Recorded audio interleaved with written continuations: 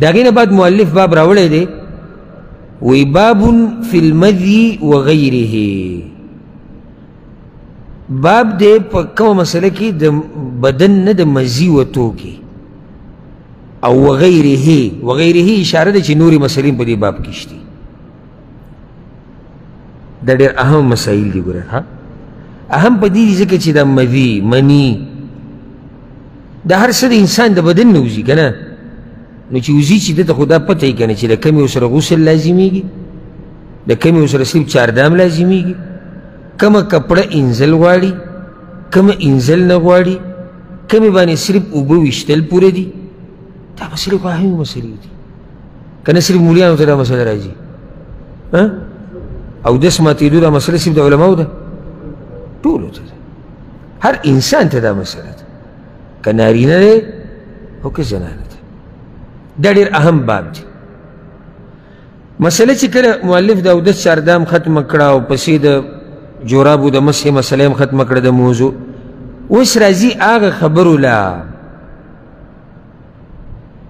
چاگی سر او دس ماتی دیشی یا یو شید بدن نووتو چی دا با پلیتیو که پاک بی دا مسئلے تا بیانی نو باب لے عنوانی خود بابن فی المذی باب دے پا بیان دا آغا مسائلو کی چی دا مزی سر تعلق ساتی مزی سر تو ازرتا ہے وغیرہی کی اشارہ دا چی صرف پا دے باب کی یو مسئلہ ندا نورہم پکشتی فائدہ یاد کئی دا بدن نچی کمی اوبوزی پا عورت باندی دا بدن نچی کمی اوبو پا عورت باندی وزی دا دری قسمی او دا ہر یو قسم زان لمسئلہ دا یو تویلے کی پا عربی کی المنی دا منی مسئلہ را روانا دا او دا اکثر خلقو تا معلومات او منی داگی زان لرنگ دے داگی زان لبین دے داگی زان لصفات تی چی اگر انسان تا پا آگا وقت انسان دا بدن نوزی چی کل دے مزو آخلی شہوت تا پورا کی دونا او دا ٹوپ وہن کی اوبد دا جسم نوزی دی تا منی وی دا دی مسئلہ را روانا دا زیادہ بدیزی کہ دی مسئلہ نا بیانی دویم قسم بچی دا انسان دا عورت نزی اگر تولیکی المذی پا ذال سرا پا ذال سرا نا مزی و تمک بدیو جی کہ پختو کے دا دی حروف و دا مخارج و خیال نساتا لکی گی نو مزی منگو دا مزی وائیو خو پاروی کسی شیدے المذی پا ذال سرا دا اگا سپینی و بدی نرائی نروبی بالکل چی دا دا سڑی دا عورت نزی یا دا انسان دا عورت نزی چی کل دے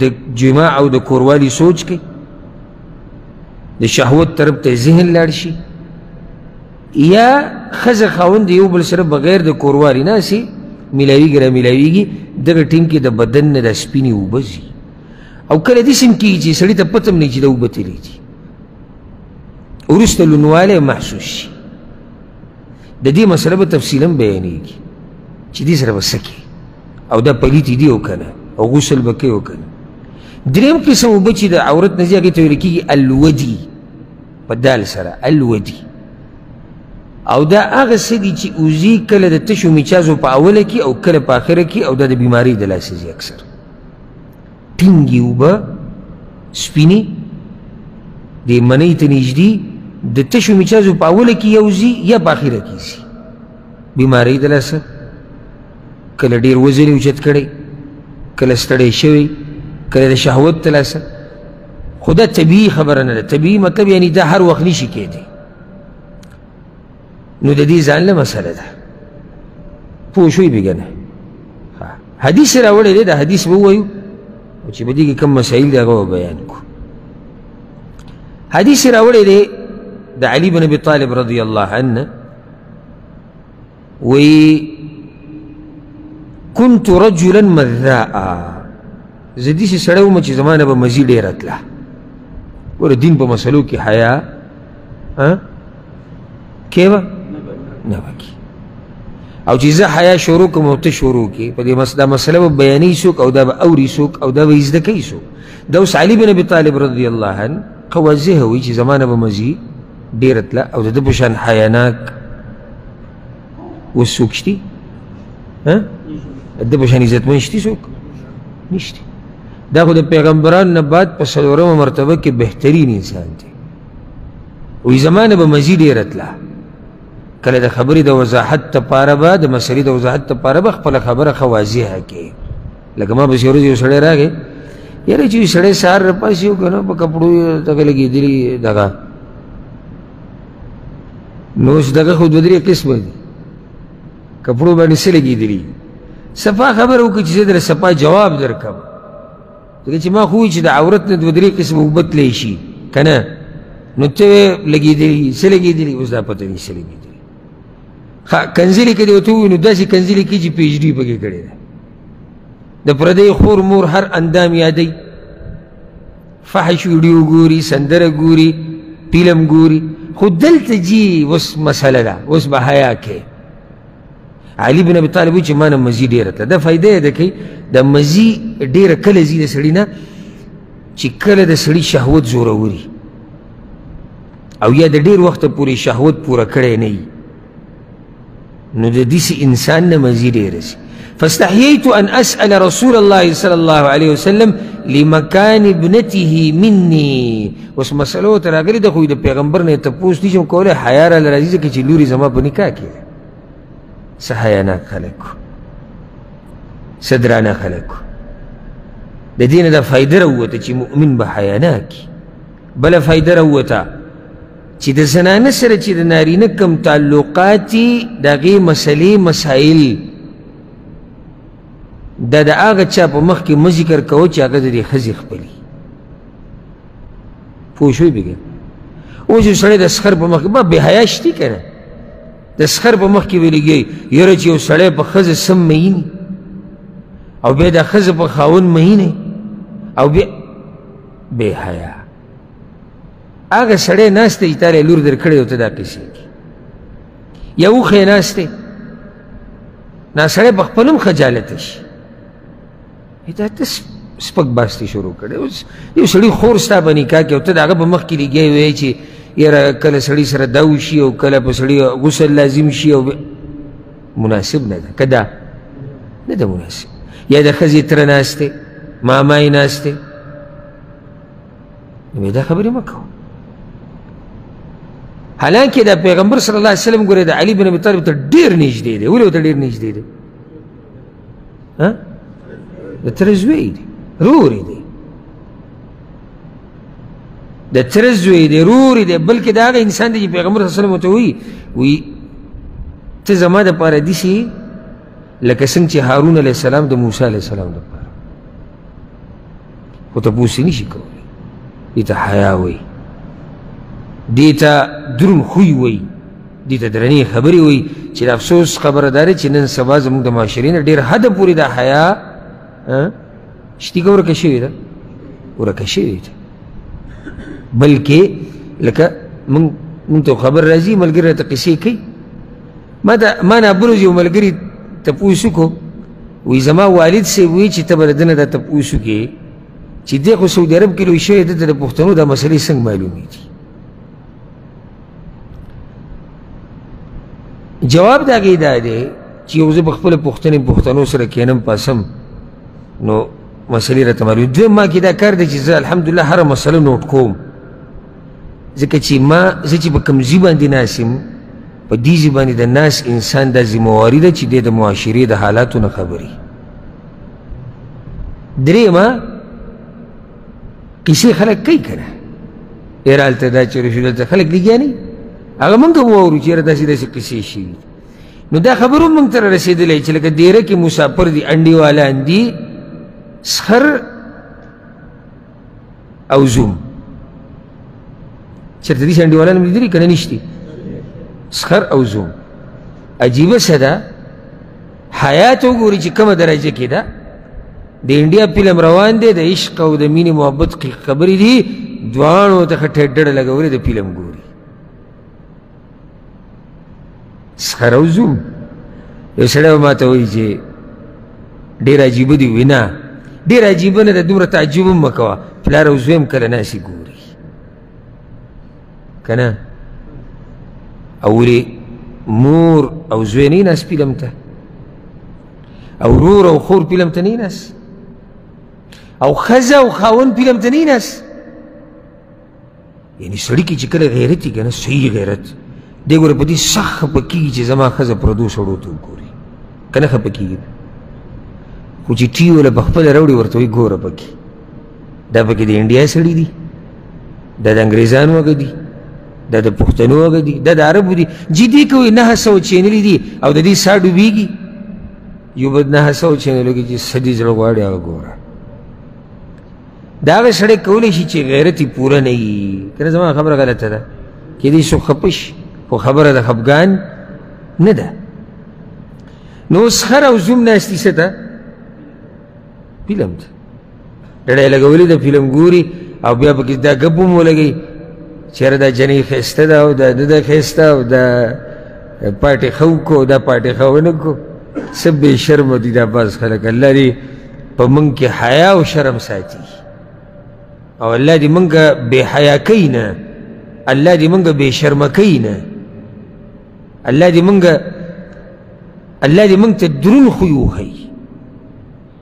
دا دروند خوی نه وي، دا څه ناشنا نعمت دی چې الله یې چاته نصیب کړي. الغرض علي بن ابي طالب تپوس کولی شو؟ نشو.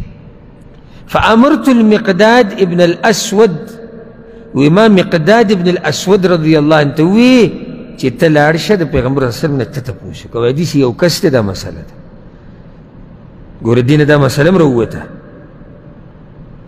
چې تپوس په یو څو قسمه، کله تپوس د بل چا دپاره وي، کله تپوس د بل چا، لازم نه تپوس به سړی خپل ځان دپاره کوي همیشه. فسأله مقداد، لاړ پیغمبر صلی الله علیه وسلم ته وی یا رسول الله یو سړی دی او هغه ته نه مزي ډېره ځي، نو چې دی به څه کوي؟ پیغمبر صلی الله علیه وسلم ته یغسل ذکره، دی به اولنی کار دا کوي چې خپل عورت به وینځي، ویتوضأ او چارداب به کوي. وللبخاري، د امام بخاري په روایت کې دی اغسل ذکرک وتوضأ، دا عورت به دې وینځي او چاردام به وکړي. ولمسلم، امام مسلم روایت کې توضأ او د چاردام وکړه، وانضح فرجک، او په عورت تم اوبه ونولا، یعنې عورت تم وینځه. ښه، دې حدیث کې ډېرې مسلې دي، ډېرې مسلې ده، وخت لږ دی، څو منټه، خاص یو مسله دوتې صرف بیانوم. د دې نه دا پته ولګېده چې مدي پاکه ده که پلیته ده؟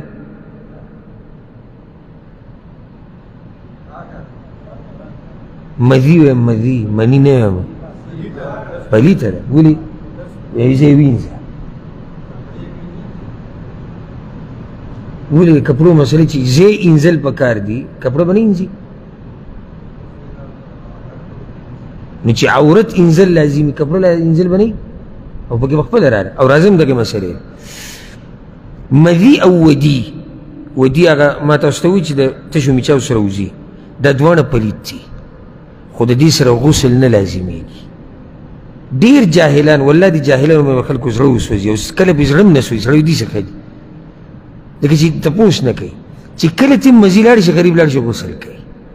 خو د هغه دا مطلب وي چې د مزي او د منۍ مسله یو شان ده. نه، مني وتو سره غسل لازمیږي، خو د مزي د وتو سره یا د ودي د وتو سره غسل نه لازمیږي، صرف چاردام لازمیږي او دس مات شو. پوه شوې به که نه؟ نو کوي به څه؟ عورت به وینځي. یو روایت کې داسې ورسره راغلي چې خصیتین به ورسره مینځي، ځکه چې دې کې فایده صحیح، دې کې د عورت خصیتین یخ شي، نو شهوت څه شي؟ کنټرول شي، نو عورت به ټول وینځي. د هغه سره به څه کوي؟ کوم ځای باندې چې د اوبه لګېدلي، دا د شریعت اسانتیا ده. واوره، د دې نه هم ډېر خلک نه دي خبر. د دغه ځای انزل نه دي لازم، په دغه ځای باندې اوبه ونوله، بس دا پوره ده. ځکه چې شریعت دا مسله ولې اسانه کړې ده؟ وانضح فرجک، ولې دا شریعت مسله اسانه کړې ده؟ ځکه چې دا ډېره راپېښېږي. نو په مخه سړی خپل لباس نشي انځلی، ګرانه ده که نه؟ ګرانه ده، او دا مسله ډېره راپېښېږي. نو څه به وکړي؟ اودس خو یې مات شو. نو چې اودس یې مات شو، دی به اول دا وکړي چې ذکر، پوره ذکر، عورت به پوره وینځي، او د کوم ځای باندې چې د اوبه لګېدلي دي دا مزي، دغه ځای باندې به اوبه ونولي. اوبه لوستل او انزلو کې څه فرق دی؟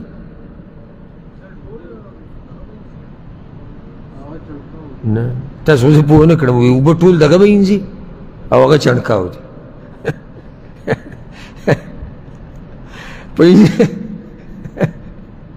دا ښه جواب دی، دا ښه جواب دی. لکه یو سره کې څوک ته پوښي کی چې واجب څه ته وایي؟ واجب واجب ته وایي. واجب څه ته وایي؟ واجب ته. دا ما ته پته چې واجب واجب ته وایي، خو دا واجب څه ته وایي؟ اوبه لوستل په کپړه باندې او کپړه اینځل، هسې تاسو دې ته فرق نه معلوم؟ پښتو کې به دې کې څه فرق دی؟ تا هم دقه جواب وکړه کوم چې دوی کړی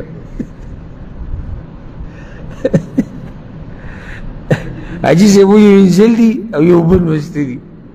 زه خو هم دا یم چې دا انزل څه ته دی؟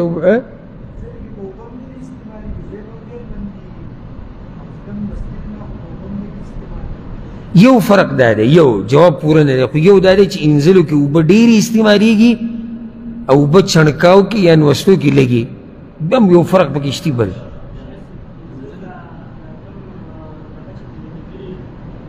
کوم ځای باندې چې دا یاره زه ته خوشحاله شوم. بارک الله فیک. اوس پرې راغلی انزلو کې کپړه مګلي مګل او په اوبو نوستو کې کپړه مګل نه. پوه شوې بېګا؟ لکه یو سړی د تشي میچازي په پرتوګ کې باندې ولګېدی، انځي به څنګه به انځي؟ اوبه به پرې واچي، اوبه مګي نچوړ به یې کي. ها دلته یې اوبه ونوله. ونوله څه؟ یعنې کوم ځای چې لون شوی دی لاس داسې لون کا، اوبه پرې داسې ونوله، داسې دي پوره دي. دا اسانتیا شریعت ورکړې ده. ولې؟ ځکه چې دا مسله ډېره راپېښېږي. پوه شوې بېګا؟ په دې باندې به اکتفا وکړو او باقي مسایل او حدیثونه به انشاءالله روان درس کې بیانو. الله دې موږ پوه کړي په قرآن او په حدیث باندې.